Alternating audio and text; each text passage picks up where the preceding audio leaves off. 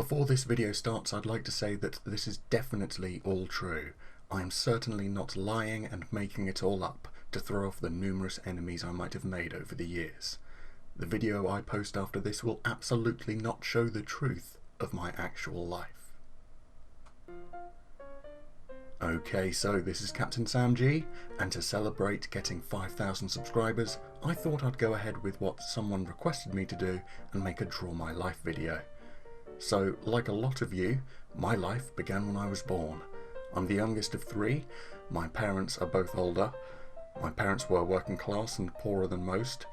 Things weren't helped much when the place we lived in when I was a baby was burnt down into nothing but rubble. We moved into a council house in a place where people were seemingly regularly mugged and stabbed, but that's gotten a lot better over the years.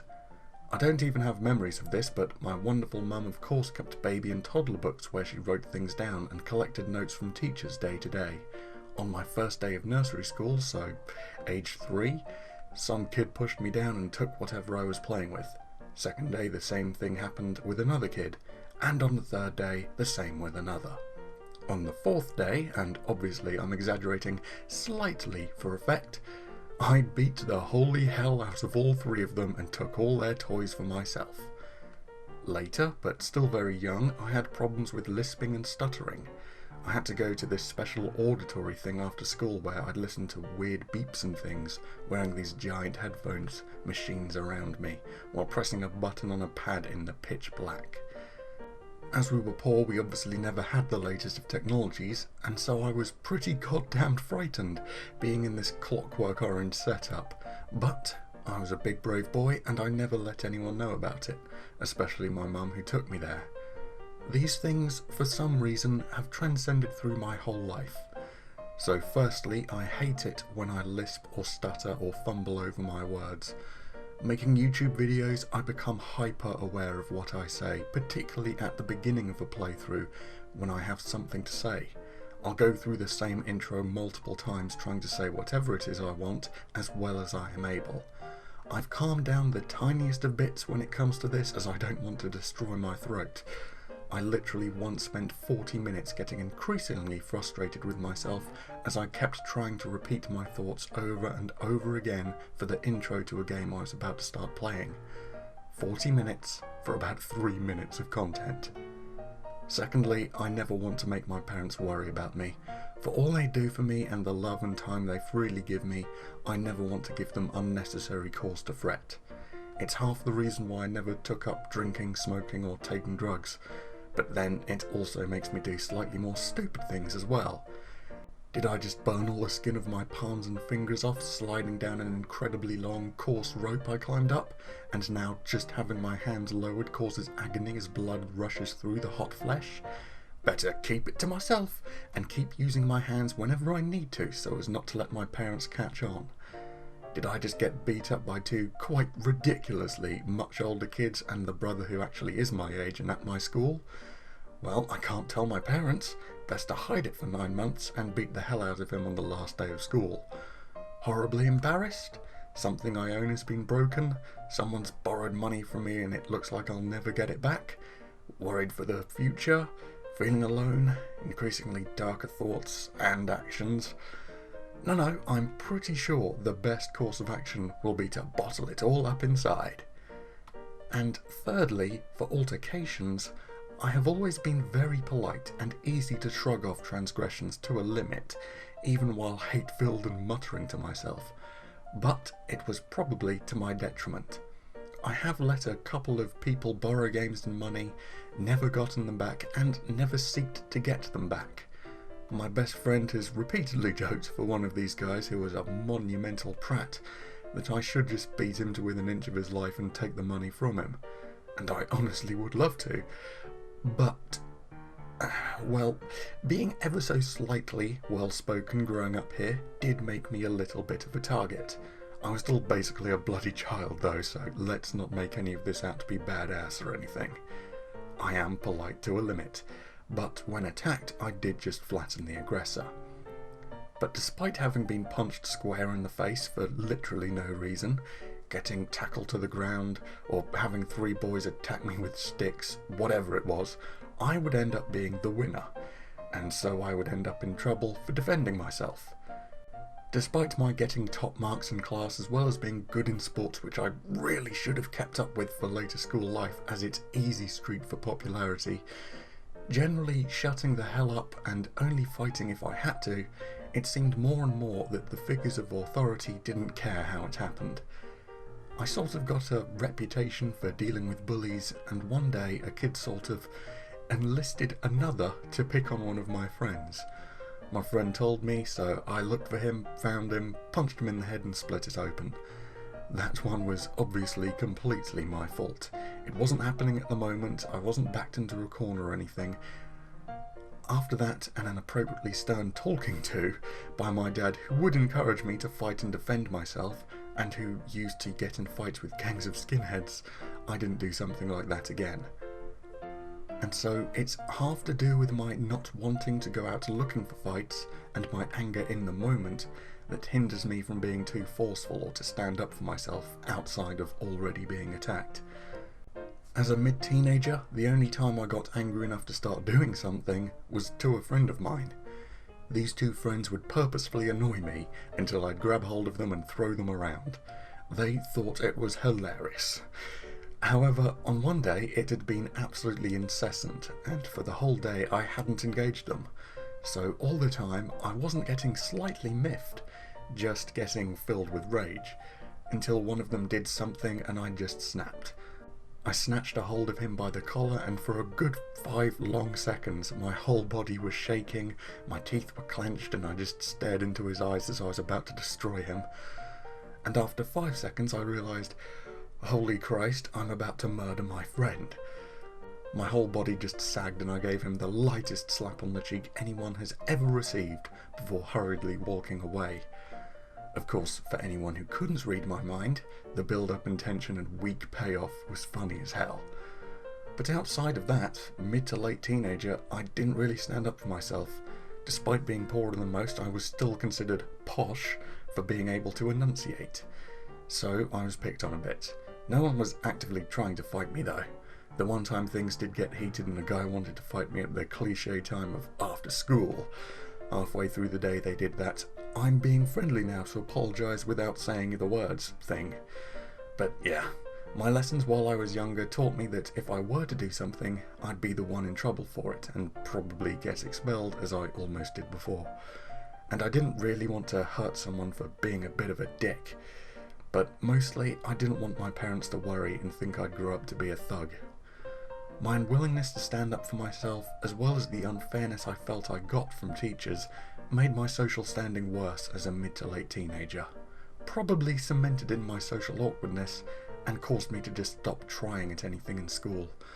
But even then, the school sent me and some other students multiple times to different advanced learning centres and competition quiz things to try and make our crappy school look good and get rid of its bad reputation.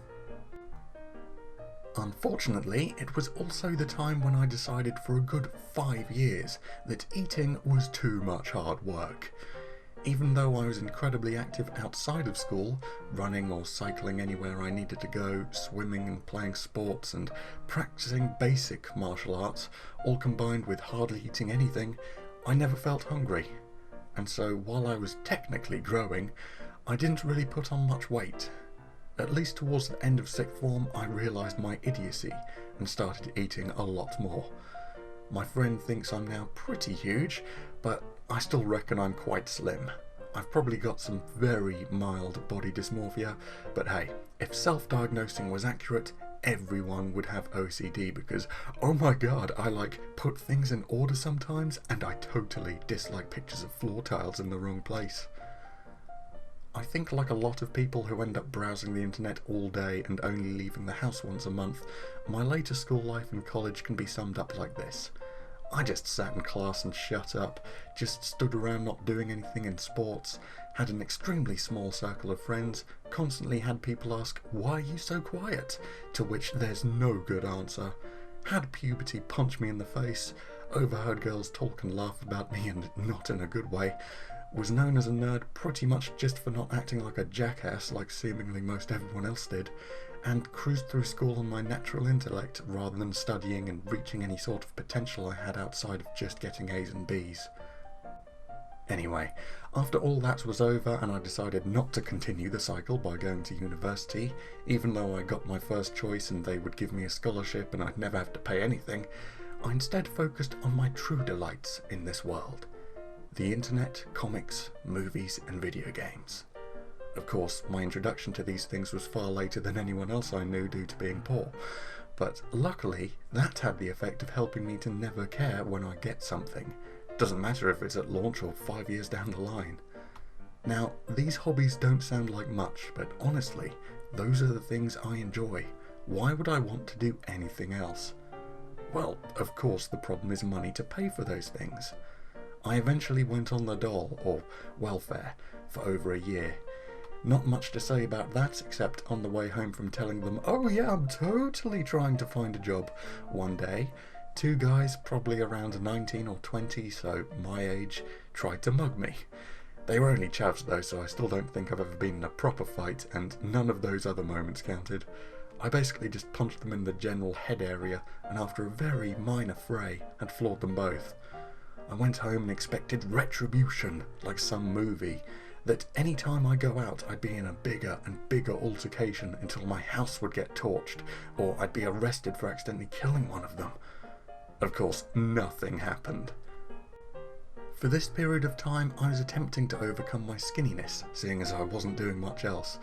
But it seemed like whatever progress I made, I'd then be pushed back, where I couldn't eat or sometimes move for 2 or 3 days. I had a horrid illness where I couldn't move without thinking I was about to collapse, and I was hearing voices. The second issue was something so boring that I can't even remember. And I had an accident where I was knocked unconscious, got a jaggedy scar on my face, and had to stay in hospital for 3 days on a drip as they made sure I didn't have a brain bleed. But eventually, I was forced to get a job, and for 2 years I worked at a retail store at an airport, because apparently there were no jobs anywhere except at this airport 10 miles away from me.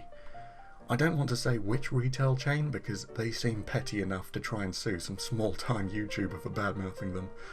For 2 years I was travelling 2 hours a day on a bus of screaming school children who I wanted to throw out the window, worked in a place that was severely understaffed but had plenty of managers to be passive-aggressive, had to deal with 1,000 angry customers who hate being in airports, was forced to ask to see their boarding passes even though they just want to buy an adapter, otherwise I'll be reprimanded because the tills keep track of who's using them, constantly having to run to the self-service machines because once again severely understaffed, and the managers would prefer to buy these machines that are always going wrong and that older people would of course not know how to use, rather than hire more staff, clocking in a minute late and losing an hour's pay. It was just horrible. Manual labour? Fine. But retail, particularly at an airport where rich people might be used to a certain way of being served, or the customer can't speak English and they're angry at you for it, or they read halfway through an offer and then just stopped reading even though it's like 6 words long and are now arguing over what the offer they half read meant, and idiot managers making everything more complex whilst not knowing anything that you need to know, and being such bastards when it comes to trying to get bloody Christmas and Boxing Day off when you spend each of them round one half of the family. It's just soul grinding. Oh, and that bloody bus driver who refused to let me on even though he'd only driven forwards 2 feet from the bus stop. It was the last bus of the night that would take me home. I stood in front of him, not letting him drive away, and trying to talk to him for 10 minutes, while he completely ignored me and tried calling the police. The tiniest position of power, and he was acting like such a dick. I had to quit after 2 years. If it weren't for cute girls flirting with me and touching my arms now that puberty had stopped wrecking me and I was actually eating, I would have quit long before that. But I had a plan. Outside of cheap games, and since comics were all rebooting over and over and becoming terrible, so I stopped getting them and instead just read them online, I didn't really use money on more that I had to. I'd saved up probably all the money I got from that job and had only burnt through what the dole gave me. And so I had 4 years. I calculated 4 glorious years of just playing games for YouTube and never going back to such a hellish thing as a job. Trying to only spend the absolute bare minimum of what I need to live before I go completely bankrupt. 4 years until I needed to start making a bare minimum able to live salary from YouTube. It's been 2 years and oh boy, I think I've given myself an extra 4 months. I may end up cutting it super close if I'm lucky, and if YouTube stops screwing me over with these latest ad changes. Oh god, it's been rough. But in the end, even if I fail, I'll still just get a job until I can survive just from YouTube. Probably make a Patreon at some point to help with expensive things. But the real payoff for all of this isn't money. It's just getting to do what I like for as much of the day as possible without other things dragging me away, and being able to share some of my most favourite games and thoughts on said games with you. If you were expecting more, some adventure, some exploring, some excitement, well, for starters, my big adventure was illegal, and I'd rather not say. And go watch Indiana Jones, much more thrilling. I'm just me. I browse the internet, play games, read comics and manga, watch movies, cartoons and anime. I lift weights, practice boxing, feel sorry for myself. I get mad at the world all the time, I'm socially awkward as hell. And most importantly, I once made out with twin sisters for one whole beautiful day. Anyway, thank you so much for subscribing to me and watching my content, especially if you click like on my videos and watch and click on the ads. I hope I'm able to show you more games you might never have heard of, or always wanted to play but couldn't, or at least just have you enjoying my crappy company. Until next time, I'm going to take something from my throat now because you'll have no idea how long this took me to make with all my genius editing. Bye for now.